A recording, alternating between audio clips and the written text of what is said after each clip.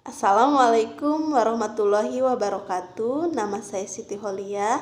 Di sini saya akan mempresentasikan tentang manajemen berbasis sekolah. Yang pertama ada pengertian.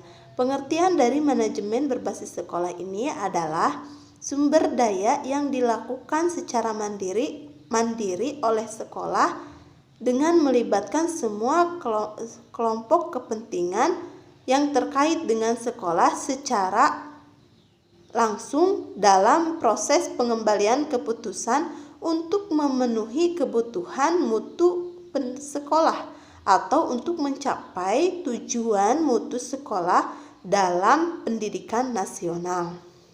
Nah, itu pengertiannya. Sekarang sejarahnya. Sejarah manajemen berbasis sekolah ini pada tahun 1857 pertama kali muncul di Amerika Serikat. Ketika itu para guru berjuang untuk memperbaiki nasibnya dengan dibentuknya organisasi yaitu Asosiasi Pendidikan Nasional. Nah, pada tahun 1887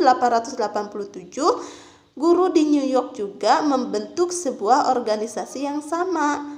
Nah, pada tahun 1903 guru-guru di Philadelphia ini juga membentuk organisasi yang sama yang tadi, yang di Amerika dan di New York. Kenapa sih membentuk organisasi ini? Agar para guru bangkit dalam meningkatkan martabat hidupnya dan memperoleh gaji yang lebih baik. Nah, sedangkan di Indonesia manajemen berbasis sekolah ini dimulai pada tahun 1909 atau pada tahun 2000 dengan peluncuran dana bantuan yang disebut Bantuan Operasional Manajemen Mutu atau disingkat dengan BOMM. Nah, dana bantuan ini disetor ke rekening sekolahnya masing-masing. Nah, memasuki tahun 2003 BOMM ini dirubah menjadi dana rintisan untuk manajemen peningkatan mutu berbasis sekolah atau disingkat dengan MPMBS sesuai dengan otonomi daerahnya tertentu. Nah, itu sejarah dari manajemen berbasis sekolah. Sekarang alasan diterapkannya manajemen berbasis sekolah ini menurut Depdiknas tahun 2001 ada beberapa alasan diterapkannya manajemen berbasis sekolah, yaitu yang pertama alasannya sekolah lebih mengetahui kekuatan, kelemahan, peluang, dan ancaman bagi dirinya sehingga dia mengoptimalkan pemanfaatan sumber daya yang tersedia untuk memajukan sekolahnya. Yang kedua, sekolah lebih mengetahui kebutuhan lembaganya, khususnya input yang akan digunakan dalam proses pendidikan. Yang ketiga, pengambilan keputusan yang dilakukan sekolah lebih cocok untuk memenuhi kebutuhan sekolah. Yang keempat, penggunaan sumber daya pendidikan lebih efisien dan efektif.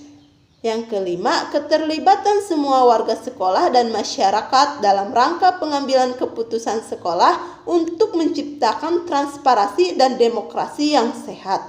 Yang keenam, sekolah dapat bertanggung jawab tentang mutu pendidikan masing-masing kepada pemerintah, sehingga dia akan berupaya semaksimal mungkin untuk melaksanakan mutu pendidikan. Yang ketujuh, sekolah dapat melakukan persaingan yang sehat dengan sekolah-sekolah lain.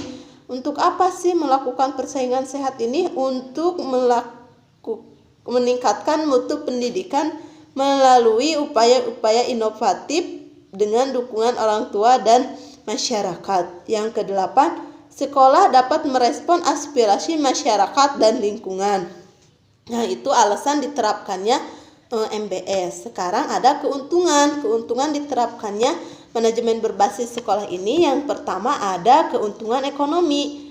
Keuntungan ekonomi ini ketika manajemen berbasis sekolah mempercayai sekolah sebagai pengambilan keputusan. Nah, pengambilan keputusan ini yang diambil terkait dengan pengembangan sekolah dan bagaimana siswa akan diarahkan. Nah, yang kedua, aspek profesional. Manajemen berbasis sekolah memungkinkan keputusan diambil berdasarkan situasi dan kebutuhan sekolah. Nah, manajemen berbasis sekolah yang melibatkan guru menjadikan sebuah keputusan yang diambil ini secara integratif. Nah, itu adalah aspek profesional. Nah, yang ketiga aspek politis. Aspek politis ini, manajemen berbasis sekolah menjadikan sekolah semakin mandiri dalam banyak aspek-aspek dan tidak menjadikan beban bagi pemerintah atau lembaganya. Yang keempat, keuntungan efisiensi, yaitu manajemen berbasis sekolah mendorong pengaturan sumber daya yang lebih efektif dan sesuai dengan kebutuhan.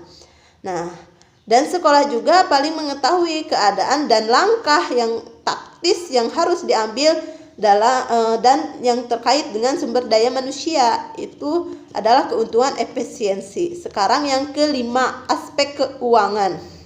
Nah, manajemen berbasis sekolah ini bisa menjadi kesempatan dan peluang bagi sekolah untuk bisa memperoleh dukungan dana lokal. Nah, yang keenam, prestasi siswa. Manajemen berbasis sekolah melibatkan guru dan peserta didik dalam pengambilan keputusan.